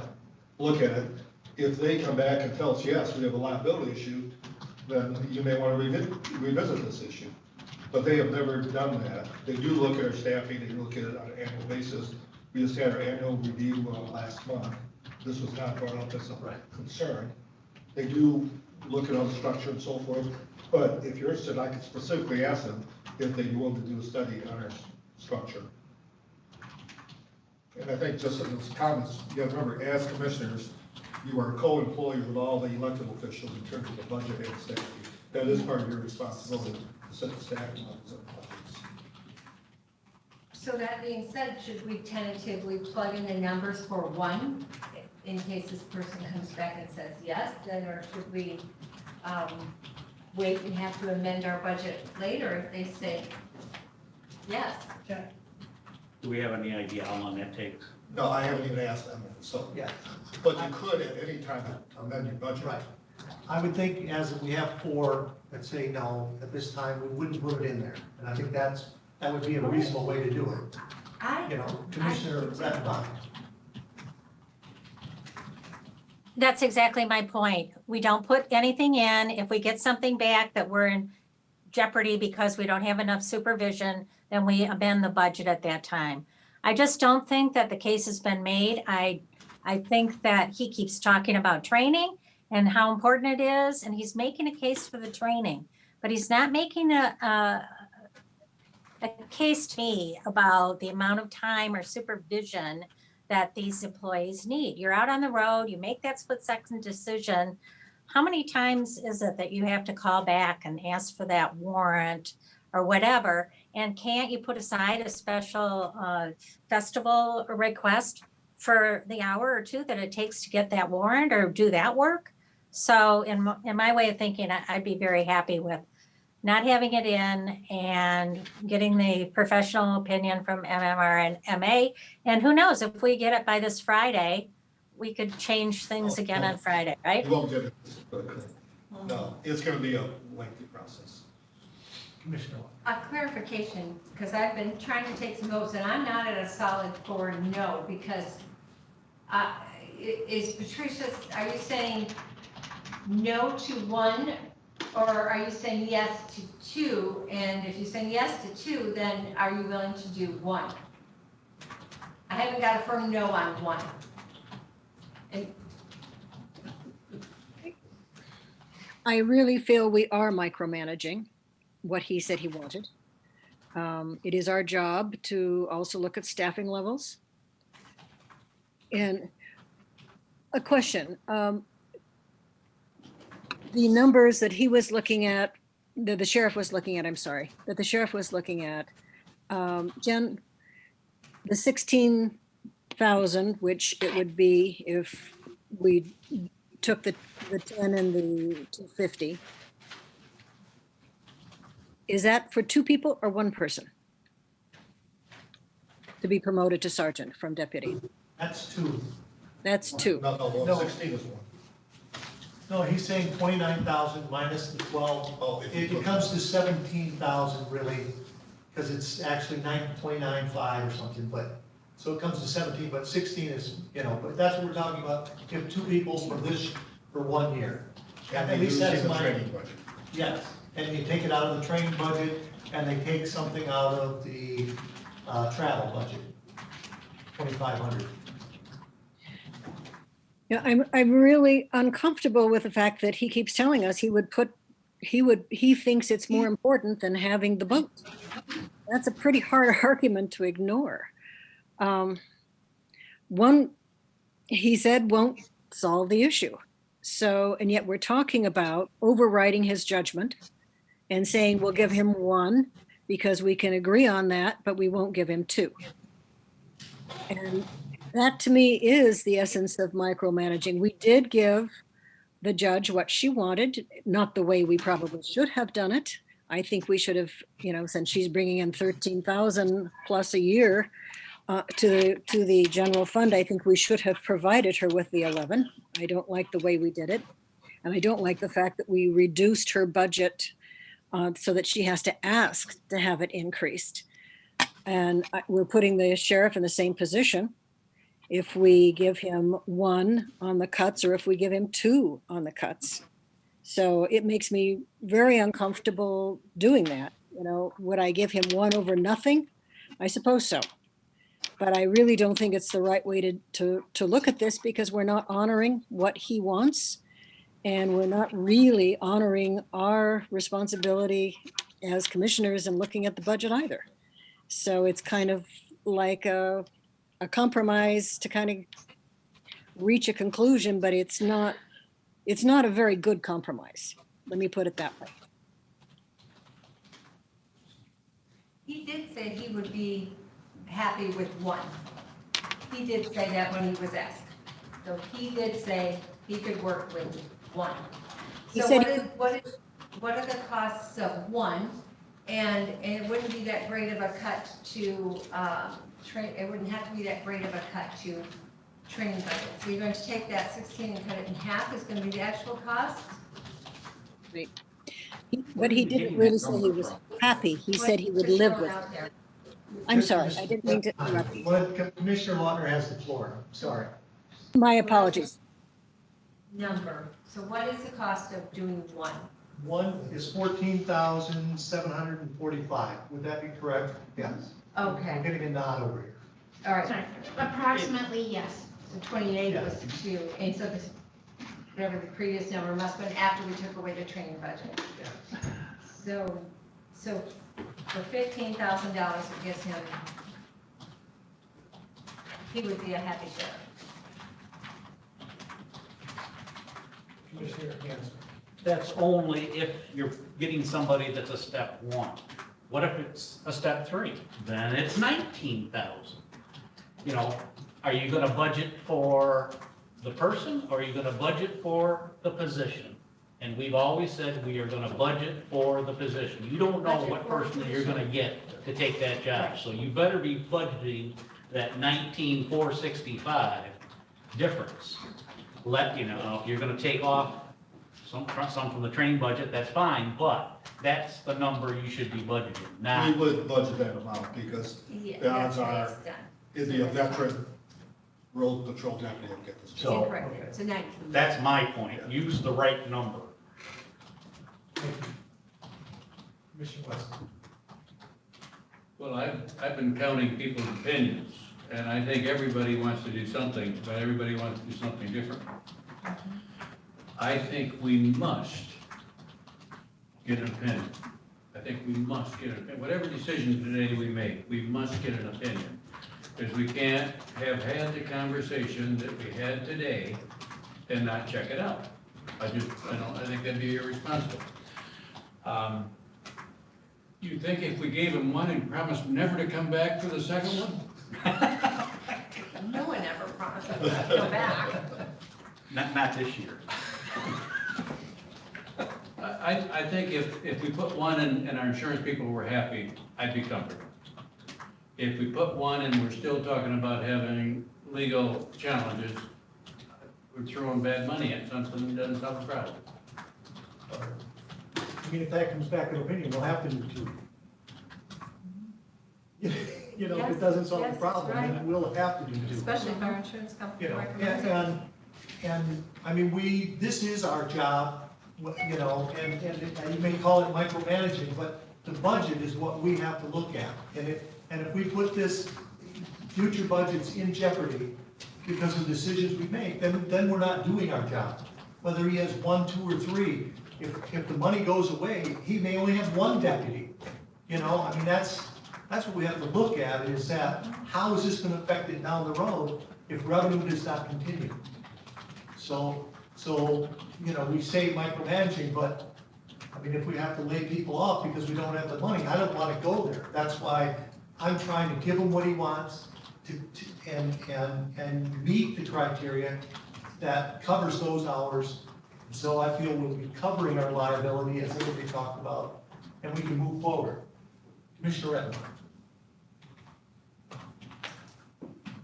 You know, I think you just made the case for not doing anything now, giving 0 promotions, because we don't have that opinion from MMRMA. If you promote these people now, whether, you know, a 1, 2, whatever, you can't demote them just because, you know, they think that we had enough supervision before. And as I've stated over and over, we have enough supervision. They just need to mesh the hours together a little bit differently, in my opinion. And the sheriff, when he's asked the questions, he keeps coming back to the training, and that's what I think is important. We just need to stick with the training, go with the 0, and then wait until we get an opinion from MMRMA. And if we have to, you know, increase it then or make an amendment to the budget, then so be it. Thank you. Commissioner Sutterfield. Yeah, just to clarify a point, he did not say he was happy with 1. He said he'd live with it, is how I heard him say it. But also, I think we have to remember our budget primarily is not built on federal dollars or state dollars. It's built on property tax revenues. And I don't see that in fact, the news was fairly good that's coming down from the state. And hopefully it stays that way. But getting an MMRMA opinion makes sense. If we're going to put something in the budget to just hold it, I would go along with a 1 position. But I think you ought to really talk with the sheriff in terms of, can he manage with 1? We're making that decision. And yes, I agree, Mr. Chairman, that it is our responsibility to manage staff. We're co-employers, but it's not our decision to make sure, and particularly if MMRMA comes back and say, yep, it's a real liability, we really need to listen to what he says he needs. And I don't feel we're doing that. Let me suggest this. We are talking about January 1st anyway. We're talking about no matter what you approve, if 1 or 2 or 0, you're talking about January 1st anyway. We're gonna get that opinion prior to January 1st. If I call them, ask them to do this study, this analysis, you'll know, you can proceed with the budget process. And anytime in October, November, and December, if we get the report back saying, they are saying we do have a huge liability issue, you can always modify your budget before January 1st. Because we're talking about adding these sergeants in January 1st anyway. So we do have some time there. That's fine. I guess I would agree with that. I mean, we've talked about it, we might as well just go ahead and do that. We're doing our due Yeah. diligence. Yeah, and we'll just leave the budget without any, promotions in it. Right. Commissioner Ansel. I want to just emphasize that every year, our insurance carrier comes to us, and if they saw an issue, they would have told us that we had an issue. So I don't think there's any glaring issue out there, because they would have told us that. Now, if we ask them to do an in-depth analysis, maybe they'll come back with something different, I don't know, we'll find out. But there's no glaring big problem out there, otherwise they would have told us that. Well, by doing that, it would resolve the liability question. Is everybody okay with that, Commissioner? I am. I just want to point out one thing. If we take the step 3 road patrol sergeant, the 19,465, and look at the concessions that the sheriff said that they could make, that number then is 6,965 out of the budget. And I just want to say that this board has had more discussion on this $6,000 that it would cost us than we had on the $5,000 fish that were put in the pond and will probably end up dying this year. All right, is there any other subjects? Yeah, so we're This subject. one's starting to smell. So Jen, do you have all the information you need to go forward at this point with the budget? Yeah, put together. You're gonna keep the $10,000 in the training, that's a 10,000 training. Everything else that was on my memo from July, we have discussed and resolved, correct? Are there any issues out there that you need clarification on to go forward? You want to discuss those now? Is that what you want to do? Well, Well, where are we? How much have we changed? I had to go back to my notes from, I'm sorry, I had to go back to my, all right, so let me just go over this note, just to make sure we're all thinking the same here. On the sheriff's vote, we decide not to put any money there, we don't bill for him to get the grant. On the inmate housing, that was included in the budget for 15,000, everyone agreed. It was, I think, phase 2 of a 2-year project. On the sheriff training, increased by 10,000, take that money from the motor pool. And that was included, January did that. It's in my notes here. On the general fund for the supplemental for cameras, that went up from 12 to 15, $3,000. You already did that. The sheriff's personnel, we just discussed that. We're gonna hold off on that for now. The towers, that was not included in the budget, and we're not including that in the 2021 budget. I believe on the next page, there's the amplifiers. That is from the power fund anyway, so that's not part of the general fund budget. The generators, I think you said just go forward and get the generators. I think we put it in this year's budget. Yeah, and that was in a separate fund anyway, so that's a special fund. On the probate family court, we talked about that, you came up with a compromise there, and Jen, you have that, correct? So you're all set there. On the parks and recs, for the supplemental, that's the 45,000, that's included, Jen? But on the parks and recs, for the grant, odds are slim we're gonna get that grant, we didn't put that in there anyway. Right. And odds are very slim that we're gonna be successful there anyway, so that's a good point. On the mapping, it is included the 43,000, and which accounts did you take that from, Jen? so that's the only question I had was from your conversation on Friday. I didn't hear any discussion on what you're doing with the automation and the computers and those kinds of things that were touched on. So right now, that 43,000 is a general fund transfer from the general fund into the mapping fund. Correct. That's So the conversation has to go back to Friday with the register of deeds, if you're gonna have Ron purchase those computers and what you want allocated from the automation to supplement his budget, or how you wanna. That was Work what I was that. gonna I've say. said, you can't legally authorize any transfer from that fund. It has to come from the director. She's not willing to do She that. doesn't want new computers. She Not doesn't for have to get mapping, one. but she But for the can computers. for we're her going- computer maintenance and But you run. can't mandate that she takes money from an automation fund. Yeah, it's got to be a choice, So So even for computers, yes. would She you, has sole discretion Okay. how that money is spent. I thought she was okay with that, but I think, because I thought she said she thought she already was, but maybe No, She Yeah. said she will pay for the computers out of the automation. fun. That's what she said. Yes, Okay, that's what I thought. yes. and I don't know so how that's gonna work. you're but going, that's what I'm asking, you're going to agree to allow her to purchase those from that fund? No, Why wouldn't they? it's gotta go through Ron. Yeah, oh, no, it's, We'll go- Gotta go through Ron. yeah, that's not Oh, a yeah. question. No, it's how they pay for them. She agreed they would, that Ron would be the one to purchase them and do all the setup and everything else. As I She is understood. saying, yes, she's saying she's willing to take her automation fund, transfer it to the computer fund. That's However, what I she's wanna not hear. willing to do Exactly. it for the mapping. That's what I Right. wanna hear.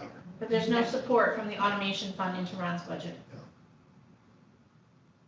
So she may pay for the computers, but there's nothing from the automation fund being charged for the support of those computers. No, you said she won't agree to the. Well, I don't support. know about the support part of it. That I don't know about. If she'll transfer for the cost of her computers, she may transfer for the maintenance too. We do want to What continue else to is there she support can them too. spend it? Yeah, she would have to support them. You Yeah, know, she'll. Right now, the general fund supports all her computers. Right. okay, that's we need to. That's what we- I think we need to have an internal talk, and we can get back Yeah, on. Yeah. Get back with us on that. Okay. Whatever I she think we agrees just- to, I I guess. think the administrator can just get that account. We can take care of that. I think so too. Between Jen and I, right, Jen? Absolutely. I agree with you. Gotta go through Ron. Right. Planning council, planning another 5,000. It says general plan, but it's solid waste council, right, for the Yeah, plan. we approved Right, that. you approved that. Senior services, she withdrew that request. Technology department, it's included for the servers, right, Jen? Yep. That's included. Mhm. Information technology, the Polycom, that's a good point, it's here. Taking capital outlay, the split company, we're gonna do that this, I think we just ordered that already, actually, or we're in the process, so that's off the table, the 4,500. And it's not 4,500, it's quite a bit less than that, I think, but anyway, that's taken care of. HVAC, we talked about that, that's off the agenda, we're just gonna continue the path we're on. And then, well, HVP, and the Leelanau Dam, what did you decide on that, Jen? Do you remember? Right now, it's the 80, I do have that note, so that's gonna be where we're taking the difference from the fund balance with the purchase that they wanna make, so I have those notes. So that will be an increase, I think it came down to like 20, or less than 20,000, I'll have to bump that number up to. Yeah, I think. For it the all agreed transfer on that, in. though, right? I What's think that? there was. I thought it was 28,000 when you were done. Thought they That I'm had gonna be transferring, we already transferred 8-1 Yeah. for Right, but I So, think it was another 20. 20, okay. I think that's right. And the same amount for Leelanau Clean Water as in past year, 4,500. Oh, that's, I'll need that one, right. And that's in the line notes. Okay, so then the Jen, only is there thing. anything else? The only thing that Michelle and I wanted to talk about, and I think that we'll probably bring it to your August, or your October board meeting as well, but it's good to discuss it now. So you are not purchasing an HVAC system. Correct. So, in communication between the clerk and the treasurer, is the board willing to take DTR money to fund the heat pumps for next year versus coming from the general fund? Are you looking to spend DTR money that would have gone towards an HVAC to put more towards MERS? Is that a conversation that you'd like to have in October of this year as well? We should have that now, shouldn't we? So you can wrap this up. Well, but you're talking about this year's budget, not, As well as next year. yeah. Right. So I don't know if that, you want that discussion to Where be is- between, or if you want to have one more, a conversation with Chet and the treasurer and the register, and the clerk, and then we bring a proposed budget to you. The challenge is, I'm assuming the treasurer will not be here for the next couple of weeks.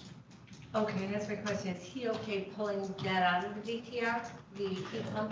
Well, that was one of the things that Michelle was gonna talk to him, about. I mean, knowing, that there is uncertainty, in this times of what I would call COVID.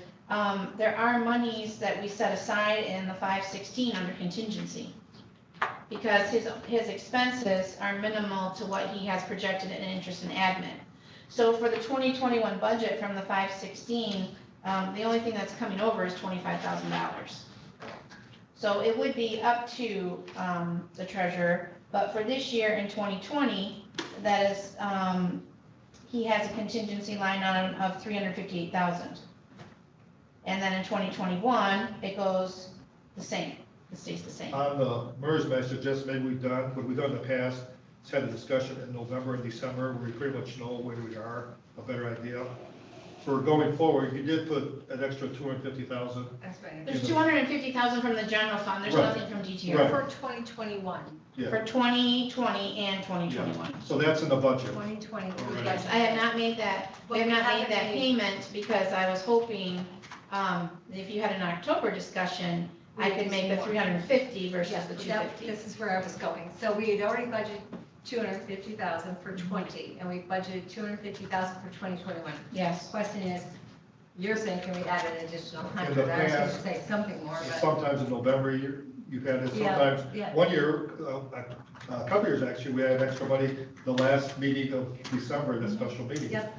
So we have a better idea. Yeah, So it's not time sensitive, Well, right? I won't be able to do it in December this year. But I'm saying we can do it in November. To finish my question is, we don't want to, can we change next year's $250 number to anything else, or just leave it? Not until after January 1st, that's why I was kind of looking for clarification, as well as the HVAC. Okay. So you did do the heat pumps, Yes. you did do heat pumps for 20, that were not on here, correct? No, the heat pumps, you approved that up to 80,500, I think. Yeah. Right, for 2021, but that wasn't in the proposed to be added, correct? It should be. I don't know. No, I meant, that's what I mean. I mean, the board approved that. Yeah. We don't know if we spent this year or next year. Right, so I only have 25,000 allocated from the general fund to the capital improvements for next year. Oh. So if you're gonna do heat pumps, that's what I'm asking, are you Unless transferring you it? pull it out of DTR. Unless you pull it from DTR. How much are we talking? I'd have to go back to my notes, did you do 8? Another 10 for each one? No, oh, yeah, well, they vary in cost, but Right. you, How many? you of were those? spending Yeah. up to 10, up to That 80,500. That was I for believe. 20 though. Yes, Well, but, the problem is we don't know when they'll break down. right, so we wanted to do the capital improvements for the same amount. For 2021, you wanted to do I was thinking that 80,000. would come out of the general fund, and then the MERS would come out of the DTR. Yeah. That's not how it is right now, that's why I'm asking. Yeah, that's why she's asking. The MERS is 250,000. Right, So. So did you wanna- Commissioner Sutis Little, did you? Yeah, I was going to say, I think what Jen is asking is, are we going to use the DTR or are we going to use the general fund for both those items? And that's really what she's asking us. Yes, and that's what I was trying to clarify that. I was thinking that the 80,000 for the heat pumps would be out of the general fund. And then the 250 would come out of DTR. Yeah. okay. And we'll But we have have to to flip it. verify that with the treasurer at some point, but that's the way I saw it happening. I don't know if, well, I know there's a different Jen, opinion when on the that. board approved it, there was a motion with account number, what account number was approved for those funds? When the board made the motion to allocate up to X $80,000 for Yeah. heat pumps, up to 10 pumps, in the motion, there was a account number. For 2020, it's always gonna be the capital improvement, so it's always gonna be the 470. But Right. we haven't gone fund by fund, and I don't think that it doesn't sound like that's an appealing option. So that's fine with me, I just need clarification, because otherwise I leave it out, and that's not good. So the 470 fund, which is your capital improvements right now, only has a base 25 I roll every year. Gary was here, you came to consensus that you wanna do heat pumps for 2021, correct? Correct. Through here, and you want 80,500 for 2021. Yeah. So I don't, That would be on that's, top of that 25,000, wouldn't it? Or is that? that's what I'm asking, Yeah. right? Yes. Right, so I'm doing 25 right now, so from the general fund in. So we want to do the 25 plus the 85, excuse me, 80,500 will be your total transfer out. And then the MERS, Yeah. I mean, Unless the treasurer comes back and has a He'll different. come back with it, Yeah. you know, but I think that's what we should to plan. budget it that way. And then if we need to change it, you can change it. As you know, the problem is we don't know if we'll spend the money or not. We still, I believe, are under our first one, I think we placed 9 on so far. Yeah, So we may need them, we may not. No, that's fine. and that's why I think. I'm that's asking on the the general. questions. But this way at least we'll have it But there. we know we'll spend the MERS, Yes. you know. Okay, so we're gonna do, for the general fund, you want me to put in this until you hear different from the treasurer. He does 25,000 every year, and we're gonna do plus the 250, which I'll take from his contingency line, and it'll be a transfer into the general fund. Commissioner Locke. When do you have to have the budgets available for review? I have to have it, ready for September 28th. It has to be public then. But I have to have your figures before that. Right.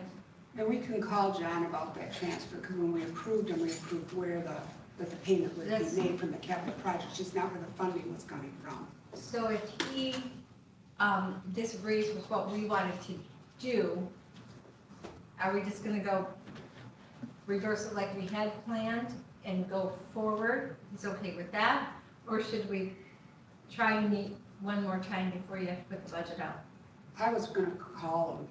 I was just watching there, and I was gonna pick up the phone, but I was listening to what you're saying, and it seemed like I needed to come here before and I hung up the phone. Do you think you can get the answer in the next few minutes? I can try. I mean, you can try, right? Yeah. Is that the last thing we would have to settle and then be, As far as I have in my notes, I mean, I have to go through this, you know, and I can always tell. But remember Administrator. too, when you go, you're having it available to the public, you really need to recommend the budget to yourself at some point, and then during the public, if that, a public hearing, you have the ability to change also. So you should have one more meeting to recommend. we're gonna what I recommend it to propose. ourselves on the 6th? Of October. Is that what you're talking, Melinda? Yes. Yeah, I thought- We have a public hearing, and then you approve it. The public hearing is the 11th, is it, or the? Mhm. No, it's the, I don't have a It's the calendar. second meeting in October. 13th, 13th. So I would normally have it available by the Monday prior. yeah, and she has to run an ad in the paper, so that's why the September Yeah. deadline is. That's what That's why I was coming up with this. I can Because we put have to that- have it available. I can put that in the paper either Well, way. why don't we just Right. take a break and see if you can get some answers, and It's you. if that's the final. Well, yeah, we could take a 10-minute break, Michelle can see if John's available. Because I hate to have a special meeting if this is the only topic. Right. No, these are the last of the questions that I Yeah, had. so- I mean, it was brought up and then. And he you may know, be watching, so I'll just go, So we can recommend it to ourselves after we put it out for public review. we're gonna put it, you are technically, I mean, it'd be nice if you could recommend it beforehand, but on that Tuesday that you meet for the executive, you'll be recommending it, but we're doing it on the good faith of where you've come to this point. Okay. And if you change something that Tuesday, then we would change it, you'd probably just bring it to the public hearing and change it that night. So if you approve this today, that gives Jen and Michelle time to revise the budget, get the ads in paper, have the Right. public hearing. It's- You still can change it though after that, but it gives them enough information to go forward to get to that point. Yeah, we recommend it tonight. So really, that's the only question, Jen, that you have? Yeah, I'm just gonna write Michelle a note. So what I'm, I would hate to have a special meeting just for. right, what we're discussing is his options are $100,000 to cover, capital improvements, or 250 to cover MERS. Or both. Or both, Or both. Where? or both. So I'm thinking we could recommend it tonight at tonight's meeting? Is that, if you get the answer, would they, At the well, budget meeting. You don't vote on it until October meeting. Right. As long as all of you agree, Jen will get those numbers, develop the budget proposal, You officially you'll be 1st. available to the public in September. First part of October, and they could just do a tentative, recommend the budget as discussed and to Yes. be prepared accordingly for the public hearing to be held in October and available. I for think the- That's what I think. Because legally, you have to have a public hearing first. Yeah. So we're gonna take a break, she's gonna check, and then the answers that come back, then you'll do a recommendation for me. If she gets hold of John. Yes, to make changes to propose to yourselves. Okay, are we taking a break? Yes. And then this board would make a recommendation for maybe the meeting tonight. Because we can't really do a vote, this is just a workshop. You know. Well, okay? we have never, in the past, we never have voted on the pilot. As long as you come to consensus, that goes to Jim. Right. She puts it together. You officially do it at the public hearing afterwards. So you really don't have to vote tonight. All right, good. All right, let's take a break.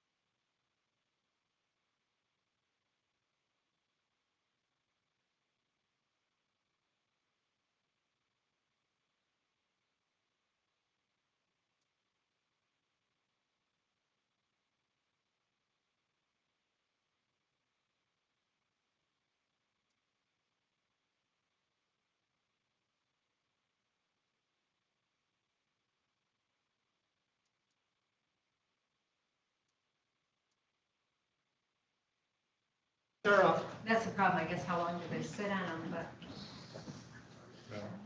we have Peachy and, Are they online? They're still there. okay, Alright. great. We see Patricia. I'd like to call us back to order, please. Is Like, Peachy there? leather. Okay. So again, were you able to get an answer at all, or? Yeah, we did. We spoke with the treasurer. We spoke with the treasurer, and what he did ask is that we use 516, and we use it admin fees and the interest only from that account. And right now, we've got 348,000, 450,000 in that particular line item. So I guess I would suggest 340,000 from Fund 516, and then we do the other 10,000 from the general fund. He's comfortable with. He was, as long as we only hit the interest and admin fee. He did doesn't not. want to hit general fund, doesn't want to take out a fund balance on the Okay. on the DTR, stating that the DTR is healthy. The more that we draw down the general fund, then that changes our financial stability. So he'd rather it come from the 516 and less from the general, but to stay within that 350, we don't want to drain it, and that would at least leave him 8,500 in there. And if something changed and he got more interest in admin fees somehow, then we could make a shift and come back before you. So I'm going to propose that it's 105.5 to capital outlay, which is the 80,005 plus the 25, and 234,500 from the DTR into general fund to support the $250,000 payment. Perfect. Any statements or questions about that? I saw Peachy and Patricia nodding their head. I saw that too, yeah. Is that everything then? I think so until I look, piece by piece. Did you have any recommendations for us on, the Appropriations Act is pretty static, I mean, that's the same. Budget rules, we had no recommendations for you on those, We kept it exactly the same. exactly the same, so. At some point, you may want to look at the amount that department heads can spend. I'm not saying this year, but it's been the same amount for over 20 years. You've not changed it. No, I didn't want it to go that high. No, I'm saying. Do you want us to reduce that? Yeah, that was my recommendation. No. Well, we can do that this year. No. No. All right, so then, do we need to schedule any future budget work sessions at this I time? don't think at this time, Unless something strange comes up. yeah, and I think we have all your questions answered, and Jen and Michelle do a great job of plugging these numbers. And so, this gives them enough information to go forward to schedule the public hearing, but they added the enterprise and the budget available to the public. So as you know, in October, we meet the 1st and 2nd. So I believe it's the 6th of October and the 13th. And we'll have a public hearing on the agenda as part of the October 13th. So you can review it on the 6th, make any changes if you wish, or any questions. And that'll be at 7 o'clock? The 13th? Public hearing. Yeah, we normally do it as part of the regular. Yeah, We okay. take a break, we convene and take a break. Public Right. hearing. I just want to make sure. Yeah, Send an email. yeah, we will. We will. So any other questions? I'll go then to public comment here, and if you have any public comment, please So call. Carolyn's got it. I'm sorry, did you want to say something, Commissioner Redmond? I just wanted to confirm, we're not having any more budget meetings? Correct. Okay, that's all. Thank you. Welcome. So public comment, and if you wanted to call 231-256-8109. That's 231-256-8109. And while we're waiting, we'll go to commissioner comments. Jen, comment? Yes. Okay, so Michelle just reminded me, one thing that you didn't touch base on is the email that we received, I believe it went to everyone, about the motor pool fund, and that he was taking it from 4 vehicles to 3 vehicles, is that correct? Okay, and we're not doing anything with, I know there was discussion about that 4th vehicle being moved from the general fund into the motor pool. We are not doing that? I just want to make sure. So I'm moving motor pool to a purchase of 3 vehicles for 2021. Okay, that wasn't on his list, so I just want to make sure. I do think we all talked about that and approved it. Yeah. I think one of our As soon as first you said meetings. it, everybody nodded for it. Okay. And the sheriff, or the undersheriff gave us a memo that was distributed to everybody. Yeah, Yes. okay. It wasn't on the record, No. and I don't think I had it in my notes, so. I'm glad you okay. know that. Thank you. You're welcome. Hearing no public comment, how about commissioner comments at this time? So No, seeing, again, just echo what Chet said. Thank you for all your hard work. Yeah, done they on the really budget. do a lot of work behind the Um, scenes. Yep. Always do. we do appreciate it. And I keep telling this, and I said this over, no one knows the budget better than Jensen Wiki. Right. She can rattle off any number at any time, at any account number. So we are adjourned.